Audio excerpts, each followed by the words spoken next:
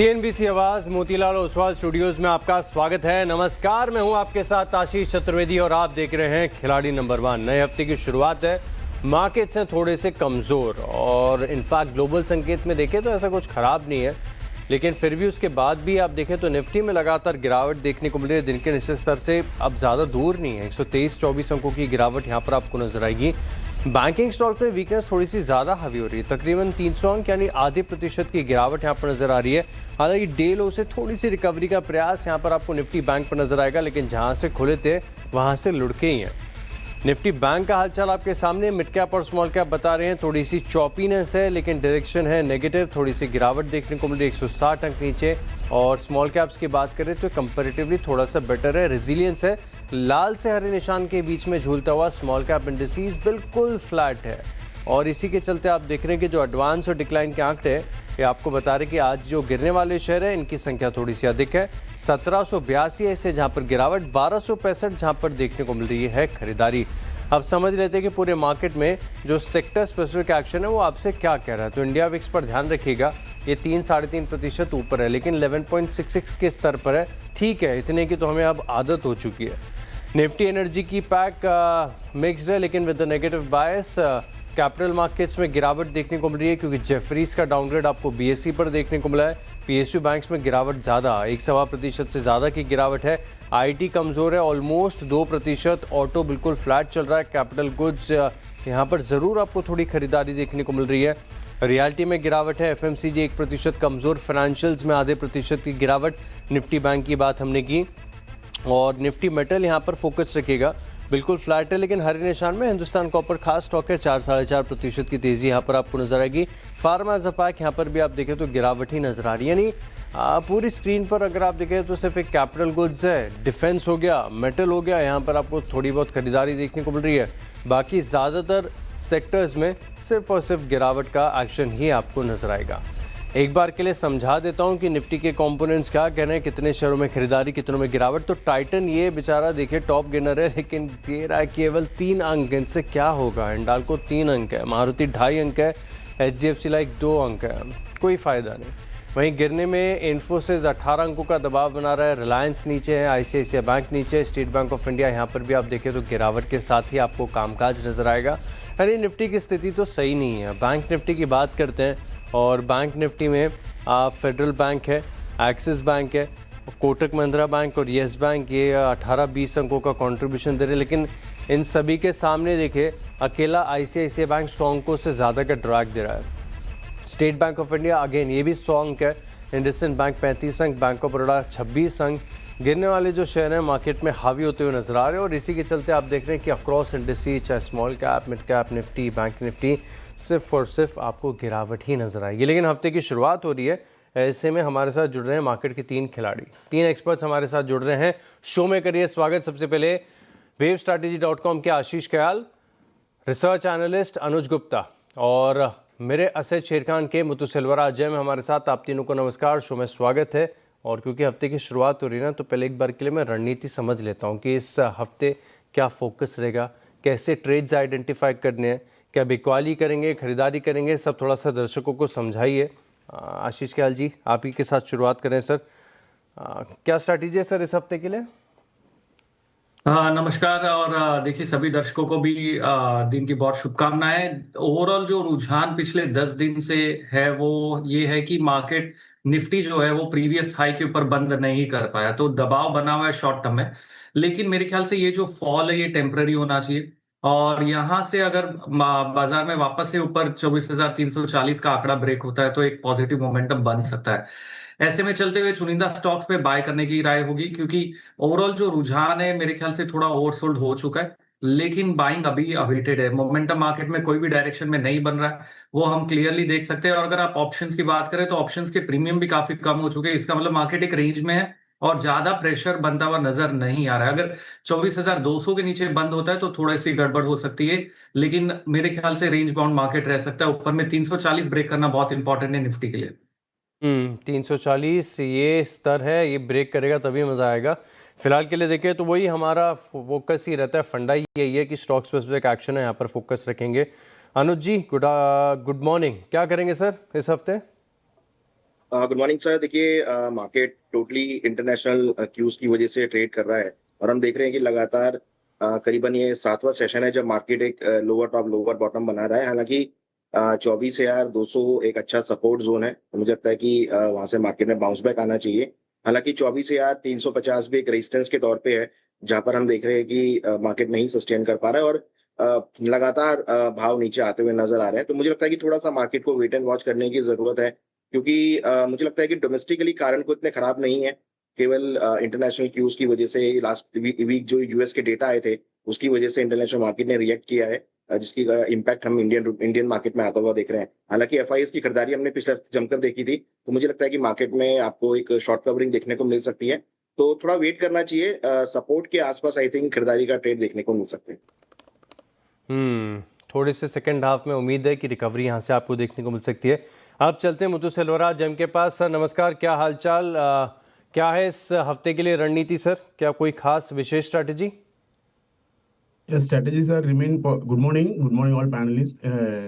Actually market remain consolidation zone में trade करते हुए नजर आ रहे हैं। वो 24,350 24,400 रेंज में सेलिंग प्रेशर देखने मिल रहा है और सपोर्ट लेवल 24,200। अगर 24,200 का ब्रेक करेगा तो हम 24,050 तक एक्सपेक्ट कर सकते हैं। वहाँ पे एक 61% रिट्रेसमेंट लेवल के सपोर्ट है रिसेंट हाई 24,800 के लेवल से।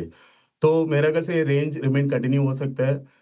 मीनवाइल टाइम जो बाय ऑन डिप मोड में फॉलोअप करना चाहता हूँ, क्योंकि ये आशीष जी का कहा कि ये टेम्पररी फॉल है, टेम्पररी कंसोलिडेशन रेंज चल रहा है। तो जैसे मैं भी सिमिलरली फॉलोअप कर रहा हूँ, मैं बाय ऑन डिप मोड में जाना चाहता हूँ। मेरा फर्स्ट स्टॉक होगा are K forge triangle pattern breakout करके और हायर बॉटम फॉर्मेशन में ट्रेड करते हुए नजर आ रहा है। मेरा टारगेट फर्दर एक्सटेंड हो सकता है कि 800 तक मेरा टारगेट देखने मिल रहा है और स्टॉप लॉस है उसको 730 का 730 का स्टॉप लॉस है, मेरा स्टॉप लॉस होगा। ठीक बात है, तो फोकस रखेंगे इंडेक्स पर भी। तो एक काम करते हैं, बिना देरी के एक एक करके सभी से ट्रेडिंग आइडिया समझ लेते हैं। कयाल जी, अब आप बताइए पहला स्टॉक कौन सा ऐड करेंगे अपनी लिस्ट में? देखिए, पहला स्टॉक होगा भेल में, यहाँ पे एक अच्छा आउट परफॉर्मेंस देखा जा रहा है और यहाँ पर 400 के आसपास इसने एक काफी इंपॉर्टेंट सपोर्ट लेके बाउंस बैक हुआ है। आज के दिन कल जो रिजेक्शन आया था माइनर, उसके ऊपर वापस से एक्सेप्टेंस आ रहा है, इसका मतलब मोमेंटम वापस यहाँ बन सकता है। तो भेल पे नजर बनाए रखे। ऊपर में जो टारगेट है वो 470 के देखे जा सकते हैं। स्टॉप लॉस 418 का लगाना होगा। 418 रुपये का स्टॉप लॉस, 470 तक के टारगेट, 431 रुपये के करीब का भाव है। भेल यहाँ पर आप रखेगा खास फोकस। अब अनुज जी के पास चलते हैं। अनुज जी बताइए कौन सा स्टॉक चुनेंगे सबसे पहले? HDFC लाइफ इंश्योरेंस होगा, जहां पर एक अच्छा मोमेंटम कंटिन्यू हुआ है। मुझे लगता है कि इसमें आगे भी अपसाइड मोमेंटम आ सकता है, तो HDFC लाइफ इंश्योरेंस में खरीदारी करें। स्टॉप लॉस 524 का लगाएं, टारगेट 580 तक देखने को मिल सकते हैं।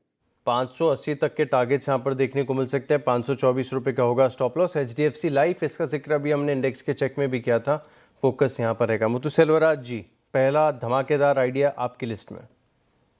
हाँ, मेरा आइडिया कि ऑलरेडी डिलीवरी किया हुआ सॉरी निफ्टी के साथ, वो एक R K forge triangle pattern breakout करके higher top higher bottom formation में ट्रेड करते हुए नजर आ रहा है। और मेरा मुझे लगता है कि ये प्राइस एक्शन एक्सटेंड हो सकता है, फर्दर 800 तक जा सकता है। तो मेरा टारगेट होगा 800 का और स्टॉप लॉस रहेगा 730 का। 730 का हो गया स्टॉप लॉस और 800 रुपये का हो गया टारगेट। 745 का भाव। रामकृष्ण फोर्जिंग फंड एक्शन हुआ था, नतीजे भी बड़े दमदार थे, उसके बाद से स्टॉक में ज़बरदस्त एक्शन है। अब क्योंकि हफ्ते की शुरुआत है, खेल के लिए हम बता रहे हैं कि 3 ट्रेडिंग आइडियाज़ के साथ हम हफ्ते की शुरुआत करेंगे, तो पहले दूसरा आइडिया जान लेते हैं। और मुथु सेल्वराज जी, दूसरा आइडिया आप बताइए। दूसरा आइडिया मेरा TD पावर सिस्टम है। फिलहाल रेट चल रहा है कि 1545-43 रेंज पे चल रहा है। ये भी higher top higher bottom formation में ट्रेड करते हुए नजर आ रहा है। मेरा अपसाइड की टारगेट रहेगा 1660 का और स्टॉप लॉस होगा 1445 का। अच्छा, 44045, 5 रुपये ऊपर नीचे क्या करूं सर? 1445 नोट कर लिया। 1445 का अलग लिया स्टॉप लॉस। 1660 के टारगेट। TD पावर और कैपिटल गुड स्पेस के स्टॉक्स में एक्शन भी ज़बरदस्त आपको देखने को मिल रहा है। अनुज जी, आपकी तरफ से दूसरा आइडिया? दूसरा आइडिया सर इसमें हिंडाल्को रहेगा। हिंडाल्को में बाय करना चाहिए। स्टॉप लॉस लगाएं 1010 का, टारगेट 1086 तक देखने को मिल सकता है, 1086 टारगेट। 1086 तक के टारगेट्स यहाँ पर आपको देखने को मिल सकते हैं। 1010 का हो गया आपका stop loss. Hindalco metal space के स्टॉक्स में आपको फ्राइडे गिरावट देखने को मिली थी और उसके बाद आज एक शार्प बाउंस का दिन देखने को मिल रहा है, तो हिंडाल्को यहाँ पर नज़र रखिएगा। आशीष जी, दूसरा आइडिया आपकी तरफ से? दूसरा होगा एलजी इक्विपमेंट्स। यहाँ पर ये स्टॉक ने कल के दिन में बहुत स्ट्रांग मोमेंटम दिखाया था, वॉल्यूम बहुत जबरदस्त पिकअप हुए थे और आज के दिन भी ये लग रहा है कि फॉलो अप एक्शन बनना चाहिए, तो स्टॉक मोमेंटम में है। एलजी इक्विपमेंट्स में बाय की राय होगी। टारगेट 680 का है और स्टॉप लॉस 605 का लगाना होगा। 605 का स्टॉप लॉस, 680 का टारगेट। एलजी इक्विपमेंट यहाँ पर नज़र रखिएगा। 622 के करीब का भाव चल रहा है यहाँ पर। ये वैसे पूरी स्पेस और थीम जो है आज बजिंग यहाँ पर देखने को मिल रही है, तो नज़र रख के चलेंगे। तो एक काम करते हैं, हमारे जो तीनों मार्केट एक्सपर्ट्स हैं, अब इनके पोर्टफोलियो की तैयारी 2-2 स्टॉक्स ऐड करके पूरी हो चुकी है। अब एक काम करेंगे, छोटे से ब्रेक के लिए रुकेंगे। ब्रेक के बाद कुछ खास चर्चा भी है हमारे पास और साथ में तीसरा आइडिया भी डिस्कस करना है। बने रहे हमारे साथ।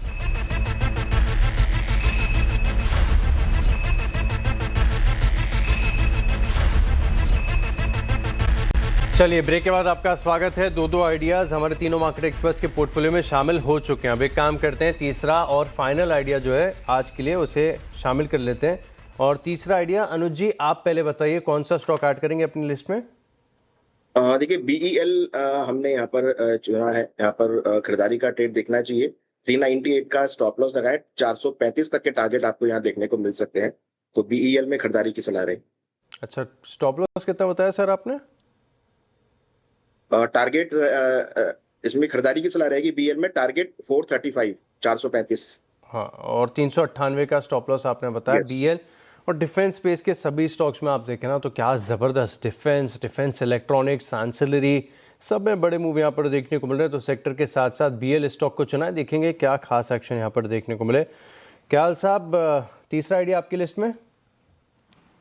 देखिए, यहाँ पर मैं वेल्सपन लिविंग को चुनना चाहूंगा। ओवरऑल जो रुझान वेल्सपन लिविंग पे कल के दिन में काफी बिकवाली आई थी, लेकिन आज वापस से एक पॉजिटिव मोमेंटम बन सकता है और ये स्टॉक अगर जब चलता है तो बहुत अच्छा चलता है, तो यहाँ पर लॉन्ग पोजीशंस वेल्सपन लिविंग पे क्रिएट की जा सकती है। नीचे में जो स्टॉप लॉस लगाना होगा इस स्टॉक के अंदर 163 का लगाना होगा और जो टारगेट है 185 का होगा। अच्छा क्याल साहब, ये दूसरे स्टॉक में जिसमें आप बोल रहे हैं, या तो कल मैंने छुट्टी मार ली थी या फिर कल कोई दूसरा बाजार चल रहा था क्या? फ्राइडे की सेशन की बात कर रहे हैं ना आप? बिल्कुल बिल्कुल बिल्कुल। कल लग रहा है सर आपने एक्स्ट्रा काम किया है, इसकी वजह से आपको लग रहा है कि कल भी मार्केट चालू था। दूसरा स्टॉक है वेल्सपन लिविंग, यहाँ पर नजर रखिएगा। 163 का स्टॉप लॉस, 185 के करीब का टारगेट, यहाँ पर नजर रख के चलेंगे। तो मुत्तु सेल्वराज जी का भी एक तीसरा आइडिया बचा हुआ है। सर बताइए, स्टॉक ऐड करेंगे या रुकेंगे? ऐड कर दो सर। एक्चुअली मेरा तीसरा स्टॉक होगा एवलॉन टेक्नोलॉजी लिमिटेड। अभी फिलहाल रेट चल रहा है 2037 की। तो मेरा एक्चुअली ये स्टॉक भी similarly higher top higher bottom formation में ट्रेड करते हुए नजर आ रहा है। तो मेरा अपसाइड की टारगेट होगा 2199 की और स्टॉप लॉस रहेगा 91230 का, 1930 सॉरी। अच्छा, एवलॉन टेक्नोलॉजीज ना, ये एमएस स्पेस वाला स्टॉक जो बताया आपने। अच्छा सर, टारगेट स्टॉप लॉस है ना, मैं कुछ कारणवश नोट नहीं कर पाया, एक बार फिर से बता देंगे आप प्लीज? टारगेट 2199, हाँ, स्टॉप लॉस 1930। 1930 का स्टॉप लॉस, 2199 का हो गया टारगेट। और इसी के साथ जो हमारे तीनों मार्केट एक्सपर्ट्स हैं, इनकी इंटरिम पोर्टफोलियो की तैयारी हो चुकी है पूरी। जो दर्शक हमारे साथ आज नए जुड़े हैं, उन्हें एक बात बता देता हूं कि इनके पास विकल्प रहता है कि शो के बाद इन तीनों स्टॉक्स में से किसी को वो एग्जिट कर सकते हैं, नए स्टॉक्स को ऐड कर सकते हैं। शर्त यही होती है कि एक समय में 3 ट्रेडिंग आइडिया से ज़्यादा इनके पोर्टफोलियो में नहीं होंगे। तो इस चीज़ का फोकस रहेगा, यही खेल के नियम है। तो ये तो तैयारी हमारी पूरी हो चुकी है। समय हमारे पास थोड़ा सा बचा हुआ है, तो कुछ बजिंग स्टॉक्स उनके ऊपर बात करनी पड़ेगी। हिंदुस्तान कॉपर, इसका चार्ट लेकर आइएगा स्क्रीन पर। ऑलमोस्ट 5.5% की तेज़ी यहाँ पर आपको देखने को मिल रही है। सुबह 7:30 बजे आपके साथ ये स्टॉक डिस्कस भी किया था। कॉपर की प्राइसेस थोड़ी सी इंच अप कर रही हैं, उसके बाद ये स्टॉक मूव करना शुरू किया है। हालांकि फ्राइडे बड़ी गिरावट भी यहाँ पर देखने को मिली थी। क्याल साहब, हिंदुस्तान कॉपर फ्राइडे गिरा था, आज 5% ऊपर है। चार्ट कैसा लग रहा है, तेजी आ सकती है? देखिए कॉपर के स्टॉक्स में तेजी आ सकती है क्योंकि अगर आप एलएमई कॉपर को देखेंगे तो बहुत स्ट्रांग रहा है, जहां एल्यूमिनियम में हमने थोड़ी नरमी देखी थी पिछले महीने, लेकिन कॉपर काफी स्ट्रांग आउट परफॉर्मेंस किया है। तो ऐसे में चलते हुए हिंदुस्तान कॉपर को भी उसका बेनिफिट मिलना चाहिए और इवेंचुअली मेरे ख्याल से स्टॉक जो है वो ऊपर में करीबन 610 611 तक जा सकता है। नीचे में जो इंपॉर्टेंट सपोर्ट है स्टॉक का वो है 527 का, तो जब तक 527 इंटैक्ट है ओवरऑल रुझान बाई साइड पे है। यहाँ पर आप रखिएगा खास फोकस। अच्छा, एक एफएमसीजी से कंपनी जुड़ी हुई है मनोरमा इंडस्ट्रीज, इसका चार्ट लेकर आता हूँ। बड़ी कंपनी है, मार्केट कैप के लिहाज से भी देखें तो काफ़ी तगड़ा मार्केट कैप है, ऑलमोस्ट 12,000 करोड़ के आसपास का है। एक्सेप्शनल बढ़त यहाँ पर इसके चार्ट पर देखने को मिली है। इसका पिछले 6 महीने का 1 साल का चार्ट लेकर आई है, क्या बड़े मूव्स यहाँ पर देखने को मिले। आज में देखें तो 9% की तेज़ी यहाँ पर देखने को मिली। दरअसल जो नहीं जानते उनको बता दूँ कि ये जो ककोआ होता है, कोको बटर होता है, इसके कामकाज से जुड़ी हुई कंपनी है और ये सीड ऑयल्स बनाती हैं। बड़ा मूव है, देखिए पिछले 12 महीने में 35-36% की तेज़ी देखने को मिली है। मुथु सेल्वराज जी, मनोरमा इंडस्ट्रीज स्टॉक लगातार हाईस पर और बढ़ सकता है यहाँ से? या सर, वी पैटर्न फॉर्मेशन में ट्रेड करते हुए नजर आ रहा है वीकली में। ये कंटिन्यू हो सकते हैं रैली, और ये अपसाइड की रैली फर्दर और जा सकते हैं, टारगेट भी एक्सटेंड हो सकते हैं, 2180 तक हो सकता है short term to medium term. Anuj, बिल्कुल नज़र रखेंगे। अनुज जी, चार्ट देखिए आप PWL यानी फिजिक्स वाला का।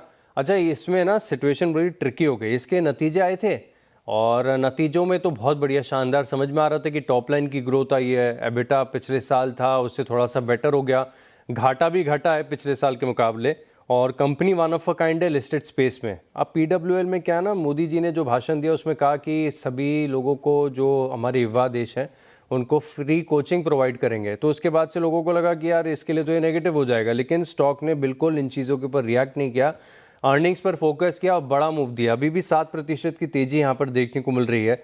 क्या लग रहा है यहाँ से बढ़ सकता है या फिर मुनाफा बुक करना चाहिए?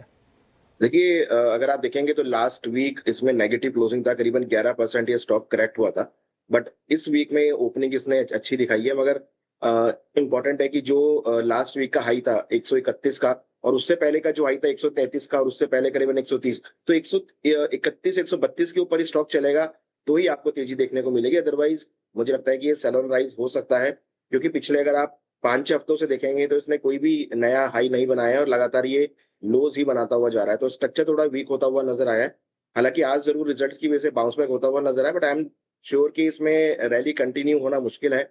130 के आसपास आके वापिस इसमें करेक्शन आता हुआ नजर आएगा, तो सेल ऑन राइज का स्टॉक है ये। फिलहाल तो बाउंस बैक आया है इसमें, बट मुझे लगता नहीं सस्टेन हो पाएगी तेजी है, इसमें फिर करेक्शन आपको देखने को मिलेगा। फिर से करेक्शन देखने को मिल सकता है, तेजी टिक नहीं पाएगी, तो नज़र रखिएगा यहाँ पर PWL यानी फिजिक्स वाला पर। तो चलिए, हमारे पोर्टफोलियो की तैयारी के साथ कुछ और बजिंग स्टॉक्स हैं जहाँ पर चर्चा भी हो चुकी है, तो अब एक काम करते हैं, छोटे से ब्रेक के लिए रुक रहे हैं और ब्रेक के बाद देखेंगे हमारे तीनों मार्केट एक्सपर्ट्स के पोर्टफोलियो का recap. Different topics on which you are likely to speak among yourselves, but for each one of it, and that is why I repeat this point, for the first time I would think DFS, at least as long as I've been here, the DFS has actually spent time looking into the details of what each of these 7 topics should be focusing on. So the content material for each of them is well researched, bringing in the best practices from around the globe, and also highlighting the need that we have to recognize and discuss and take things forward. Particularly the one document which I was looking into was on the youth. It classifies our youth nicely into different categories, both from the college experiences, age groups which are going to be in college, and otherwise the youth in different age, highlighting the fact 29% of India's population is between 15 and 29 years. So if you see the nuggets which come out of these documents, and I understand all these 7 documents have been in advance shared with all of you all, with the expectation that you would spend some time on each one of them before you attend this meet, and therefore be able to contribute from your point of view the critical thoughts for each one of them, so that this two-day meet will conclude giving us a clear set of workable ideas. Workable because you have given the ideas, you're the ones who are going to take it forward later on. But this comes at a time when the intensive discussions of today and tomorrow comes at a time we expect the announcement on the high-powered committee to look into banking for Vikasit Bharat.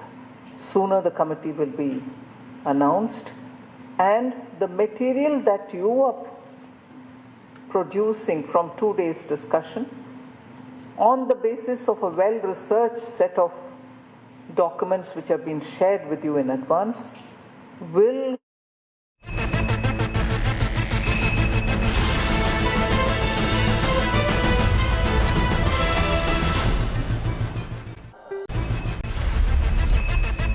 चलिए break के बाद आपका स्वागत है और अब देखते हैं रिपोर्ट कार्ड। हमारे तीनों मार्केट एक्सपर्ट्स का परफॉर्मेंस आपकी स्क्रीन पर आएगा, ध्यान से देखिएगा। अभी तक फिलहाल आशीष कयाल जी के पोर्टफोलियो में 1% की गिरावट, अनुज जी के पोर्टफोलियो में 0.3% की तेजी और मुथु सेल्वराज जैम का पोर्टफोलियो बिल्कुल फ्लैट। आप तीनों मार्केट एक्सपर्ट्स का बहुत बहुत धन्यवाद और इस हफ्ते के लिए बेस्ट विशेष। इसी के साथ इस शो में इतना ही। आप बने रहेंगे CNBC आवाज़ के साथ। नमस्कार।